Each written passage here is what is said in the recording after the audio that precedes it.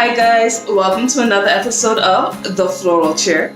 My name is Wena. I am a transformative life coach and I am so glad that you are here. You're watching this on my IG channel, You Ain't Got to Gree, which is my lifestyle brand that is designed to help you take charge of your life. Because sometimes we need to tell people and situations, listen, you ain't got to gree, but I got to do this for me to get to the next level, and then we take action.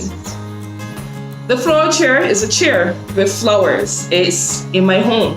It's a place where I decompress. It's a place where I get rejuvenated. It's a place where I have some wonderful thoughts. And those are the thoughts that I'm sharing with you. This week, the episode is all about fear. F-E-A-R, fear. And it was inspired by a conversation I was having with one of my good friends this week about how we felt about fear, how we tackled fear, where was our fear coming from. Those are the conversations that I love to have with my friends, and that's why I'm bringing this conversation here. Fear is false evidence appearing real. And guys, it is so true. A lot of times we are in our heads about what could happen. See that word could? Could? Oh man, there's so much within that word could. There's danger, there's excitement, there's embarrassment, there's humiliation, there's frustration, there's anger, there could be happiness. Could. It's such a massive word. We never stop to think about it. When we think about what we could be doing, we always say, well, I could do this and this will result in that. Or I could do that and it could result in this. And then we're in our head and now we're having a conversation and it's snowballing, it's getting bigger. A great example of this, guys, this week I was watching Hoarders. And the fear is real. I'm not going to tell a lie. I have not really sat down and watched a Hoarders episode before. And for some reason it popped up on my feed. I was like, I'll give it a try. And when I saw what could lead people to hoarding, and I said, is that me? I have episodes where I don't pick up, and it's not that I'm a dirty person, my house is clean, but there are moments when I don't feel like cleaning, and then I might pile a dish here, and then there's like 5 dishes in the sink, and then that's escalating, and then I got into this spiral in my head of what could happen. And then I got into a cleaning frenzy, so my house is spick and span for sure now. But I had a real fear instilled in me from the conversations I was having in my head, because there was I don't want to use the word fear again, but there was a concern of how easy it was for persons not to realize that they were hoarders and not to be self-aware of what's going on within themselves to what their actions were doing. And that fear transferred to me.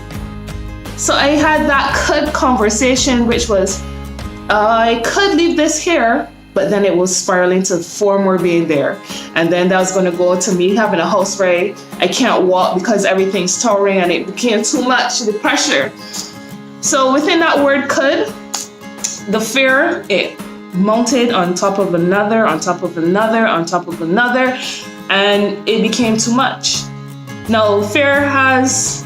You hear of the fight or flight response. So when you're confronted with a startling situation, you do one of 2 things. You either take action or you retreat, right? And I think the hoarder spurred me into an action phase because I got into a cleaning frenzy. But for some people, it may just doesn't affect them, right? There's no action that's going to be taken, and I'm afraid to say this, but it's something we need to hear. More often than not, when we're talking about our journey of life and working towards our goals, when we're confronted with fear, our fight or flight response usually heads towards flight. I know, I didn't want to have to tell you guys that. I'm not crushing any dreams, but that's the reality. A lot of us experience fear, and then that fear looks like procrastination. It's, I'm going to get there. I don't have to do it today. It may look like you're putting things off. Man, this deadline, I can put this back a little bit. And you're finding reasons and excuses not to take action. Now, in your head, they're all valid reasons, okay? But it's really the fear talking to you. It's the fear saying, don't take this risk right now. Don't do it right now. Stop. Take a break. No, it's fine. And then you're like creeping slowly and slowly away from your goals. That's that false evidence in your head. That's the conversation you're having. That's that word could taking over your life. This could happen if you take that, or if you do that. Don't let it. How do I confront fear? So 2 of the things that I really like to do when dealing with fear is, 1, I like to get as informed as possible. Okay? I'm going to be very contradictory right now. And I'm sorry I can't make it any clearer for you guys in this regard because it's situational based. So I like to be very informed. There are some things you can prepare for, and then there are things where you just have to do it. You just have to do it. Now, I know I said it was contradictory, but I'm not going to just leave you like that. And you're like, oh no, Zoena, really? You just have to do it? Never would have thought of it. I got you. It's fine. Mel Robbins wrote a wonderful book. She's another author. She's probably one of the top leading motivational speakers within the world right now. And her book is called The 5-Second Rule. So when you're confronted with fear, hers is used, she did it for decision making or get up and go action. But I like to use it when I'm confronted with fear about a situation. And it's a very simple rule. You're going to be like, what? Is it that simple?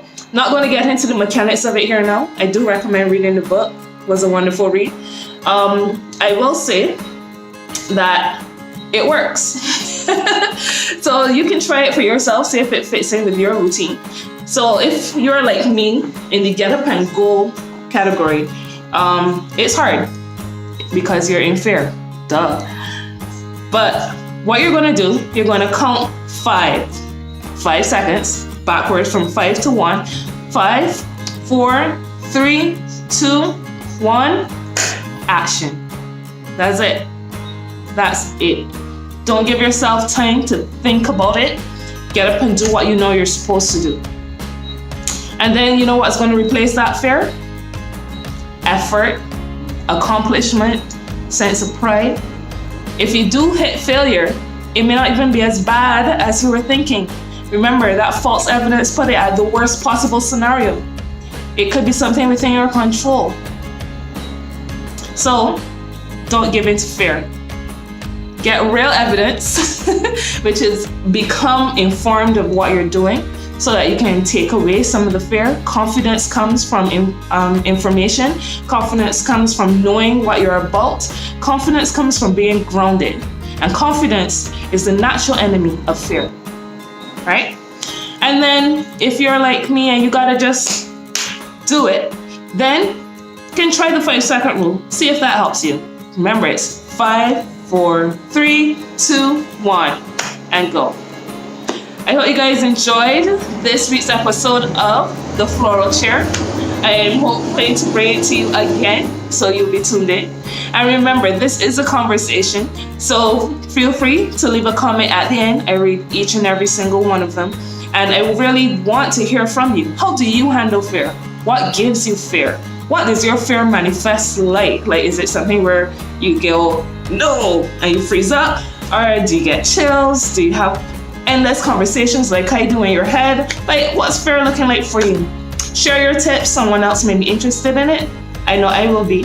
And I hope you guys have a wonderful week. Lots of love.